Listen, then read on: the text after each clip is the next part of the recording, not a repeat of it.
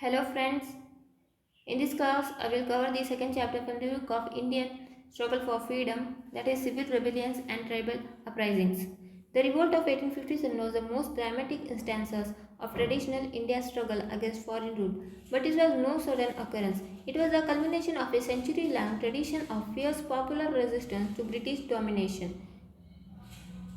The establishment of British power in India was a prolonged process of piecemeal conquest and consolidation and the colonization of the economy and society. This process produced discontent, resentment, and resistance at every stage. This popular resistance took three broad forms: civil rebellions, tribal uprisings, and peasant movements. We will discuss the first two in this chapter. The series of civil rebellions, which ran like a thread through the first 100 years of British rule, were often led by deposed Rajas, Nawabs of their descendants, uprooted, impoverished zamindars, landlords, and polygars. Polygars are the landed military magnates in South India and ex-retainers and officials of the conquered Indian states. The backbone of the rebellions, their mass base and striking power, came from the rack-rented peasants, ruined artisans, and demobilized soldiers. These sudden localized revolts often took place because of local grievances, although for short periods they acquired a broad sweep, including armed bands of a few hundred to several thousand. The major cause of all these civil rebellions, taken as a whole, was the rapid changes the British introduced in the economy, administration, and land revenue system. These changes led to the disruption of the agrarian society, causing prolonged and widespread suffering among its constituents. Above all, the colonial policy of intensifying demands for land revenue and extracting as large an amount as possible produced a veritable upheaval in the Indian villages. In Bengal, for example, in less than 30 years, land revenue collection was raised to nearly double the amount collected under the Mughal. The pattern was repeated in other areas of the country as British rule spread. And aggravating the unhappiness of the farmers was the fact that not even a part of the enhanced revenue was spent on the development of agricultural or the welfare of the cultivator. Thousands of zamindars and polygars lost control over their land and its revenues either due to the extension of their rights by the colonial state or by the forced sale of their rights over their land because of their inability to meet the exorbitant land revenue demanded. The proud zamindars and polygars resented their loss even more when they were displaced by rank outsiders, government officials, and the new men of money, merchants and moneylenders. Thus they, as also the gold chief who had lost their principalities, had personal scores to settle with the new rules. Peasants and artisans, as we have seen earlier, had their own reason to rise up in arms and side with the traditional elite. Increasing demand for the land revenue were forcing large number of peasants into growing indebtedness or into the selling their lands.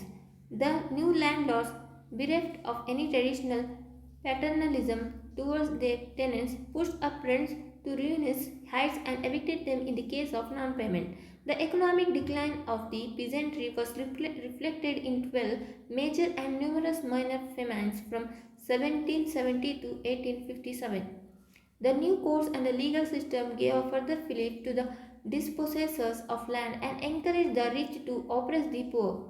Flogging, torture, and jailing of the cultivators for arrears of rent and land revenue or interest on debt were quite common. The ordinary people were also hard hit by the prevalence of corruption at the lower levels of police, judiciary, and general administration. The petty officials enriched themselves freely at the cost of the poor. The police looted, oppressed, and tortured the common people at will. William Edward, the British official, wrote in 1859 that the police were a scourge to the people and that their oppression and exaction form one of the chief grounds of dissatisfaction with our government. The rule of Indian handicraft industry as a result of the imposition of free trade in India and levy of discriminatory tariffs against Indian goods in Britain pauperized millions of artisans. The misery of the artisans was further compounded by the disappearance of their traditional patrons and buyers, the princes, chieftains, and zamindars. The scholarly and priestly classes were also active in inciting hatred and rebellion against foreign rule. The traditional rulers and ruling elite had financially supported scholars, religious preachers, priests, pandits, and Maulvis, and men of arts and literature.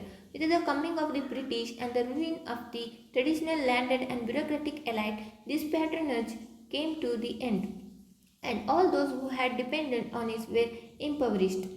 Another major cause of the rebellions was the very foreign character of British rule. Like any other people, the Indian people too felt humiliated at being under a foreigner's heel. This feeling of hurt pride inspired efforts to expel the foreigners from their lands. The civil rebellions began as British rule was established in the Bengal and Bihar, and they occurred in area after area as it was incorporated into colonial rule. There was hardly a year without armed opposition or a decade without a major armed rebellion in one part of the country or the other. From 1763 to 1856, there were more than 40 major rebellions apart from hundreds of minor ones.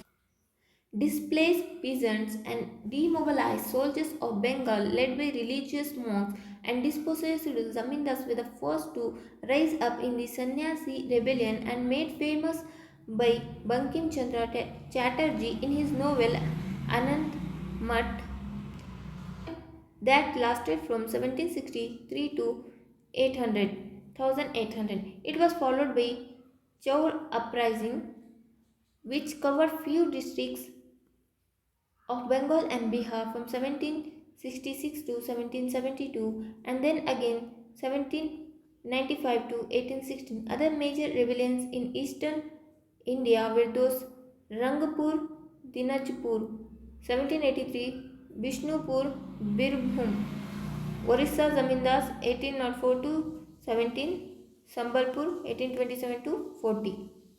In South India, the Raja of Vijayanagara revolted in 1794, the Polygons of Tamil Nadu during the 1790s, of Malabar and coastal Andhra during the first decade of the 19th century, of the Parleka Medi during 1817 to 14. Devan Velu Thampi of Travancore organized the heroic revolt in 805.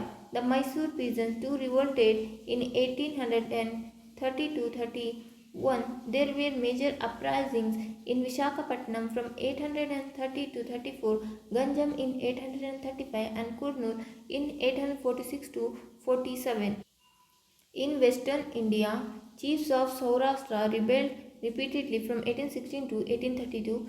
The Colis of Gujarat did the same during 1824 to 28, 1839 and 1849. Maharashtra was a perpetual state of revolt after final defeat of Peshwa. Prominent were Bhil uprising. Bhil uprising take place in Maharashtra. Kittur uprising led by Chinnava and Satara uprising in 1841. The revolt of Gadkaris 1844. Northern India was no less turbulent. The present state of Western UP and Haryana rose up in arms in 1824. Other major rebellions were those of Bilaspur in 1805 and Talukdas of Aligarh in 1814 to 17, Bundelas of Jabalpur and Khandesh 1852. The Second Punjab War 1848 to 49 was also in the nature of the popular revolt by the people and the army. These almost continuous rebellions were massive in their totality, but were wholly local in their spread and isolated from each other. They were the result of the local causes and grievances, and were also localized in their effects. They often bore the same character not because they represented national or common efforts, but because they represented common conditions to separated in time and space, socially, economically, politically. The semi-feudal leaders of these rebellions were back-looking and traditional in outlook. They still lived in the old world, blissful, unaware, and oblivious of the modern world, which had knocked down the defenses of their society. Their resistance represented no social alternative. It was centuries old in form and ideological and cultural content. Its basic objective was to restore earlier forms of rule and social relations. Such backward looking and scattered, sporadic, and disunited uprisings were incapable of fending off or overthrowing foreign rule. The British succeeded in pacifying the rebel areas one by one. They also gave concessions to the less fiery rebel chiefs and zamindars in the form of reinstatement, the restoration of the estate, and the reduction in revenue assessment, so long as they agreed to live peacefully under alien authority. The more recalcitrant ones were physically wiped out. Velu Thambi was, for example, publicly hanged after he was dead.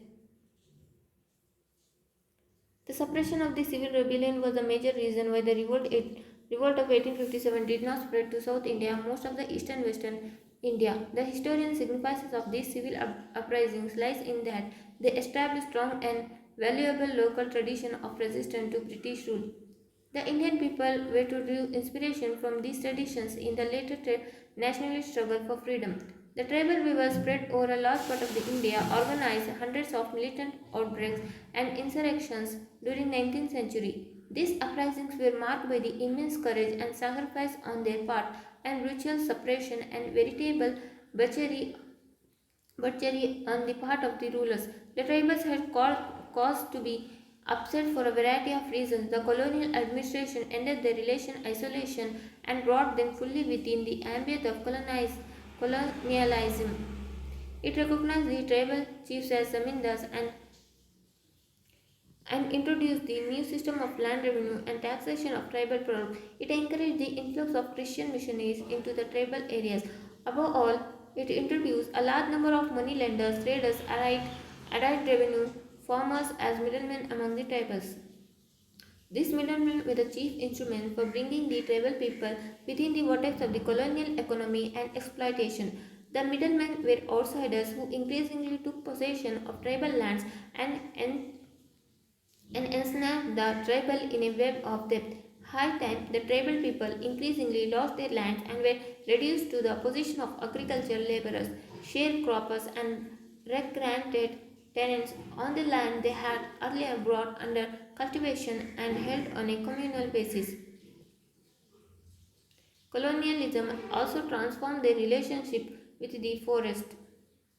They had depended on the forest for food, fuel, and cattle feed. They practiced shifting cultivation known as jhum, podi, etc., taking resource to fresh forest land when their existing lands showed signs of exhaustion. The colonial government changed all this.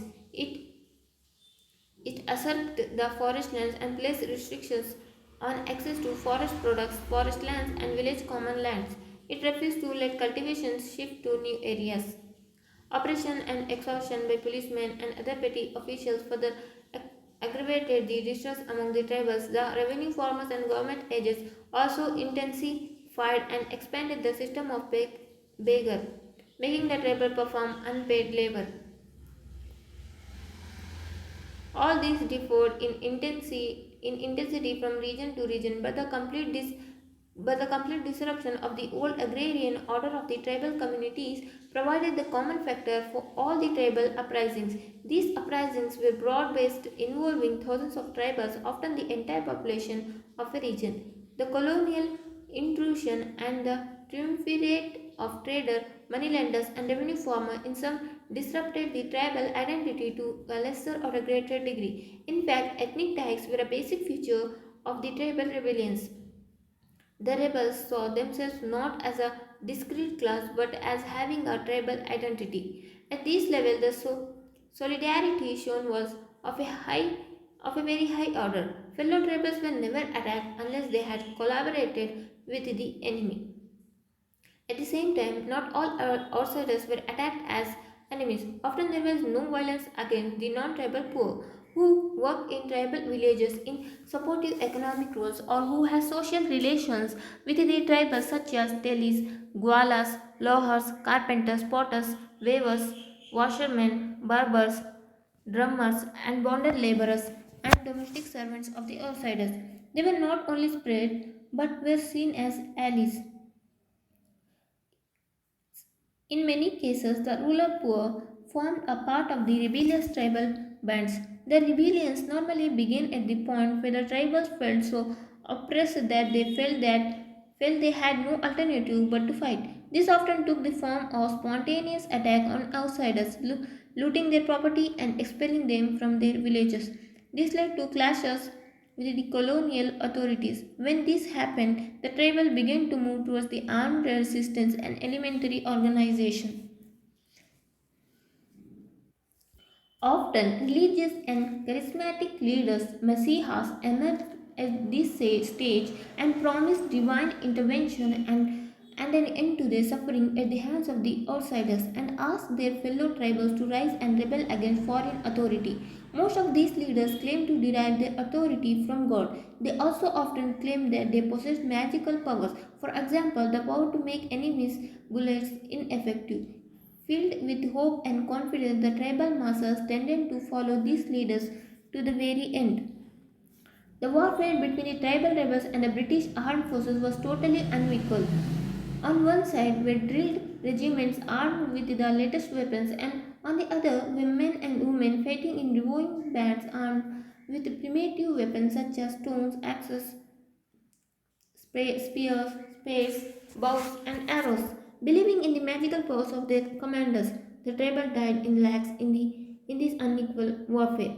Among the numerous tribal revolts, Santhal Hul or uprising was the most massive. The Santhals who lived in the area between Bhagalpur and Rajmahal, known as Daman Ko, rose in revolt, made a determined attempt to expel the outsider, the Dikus. In Santal rebellions, outsiders were known as Dikus and proclaimed the complete annihilation of the alien regime. The social conditions which drove them to insurrection were described by the contemporary in the Calcutta Review as follows: Zamindars, the police, the revenue, and the court alas have exercised a combined system of extortion, oppression, exactions, forcible dispossessions of property, abuse and personal violence, and a variety of petty tyrannies upon the timid and yielding Santhals. Usurious interest on loans of money rising from 50 to 100%, false measurement of the hall and the market, willful and uncharitable trespass by the rich by means of their untethered cattle, tattoos, ponies, and even elephants on the growing crops of the poor race. Such like illegalities have been prevalent. The Santas consider the Dikus and the government servants morally corrupt, being given to beggary, stealing, living, and drunkenness. By 1857, the tribal heads, Majis and Praganis had begun to meet and discuss the possibility of revolting. Stray causes of robbing of zamindars, moneylenders began to occur. The tribal leaders called an assembly of nearly 6,000 santas representing 400 villages at Bhaganidhi on 30 June 1855. It was decided to raise the banner of revolt, get rid of the outsiders and their colonial masters once and for all. Usher in Salute the reign of truth and true justice. The Santas believed that their actions had the blessings of God.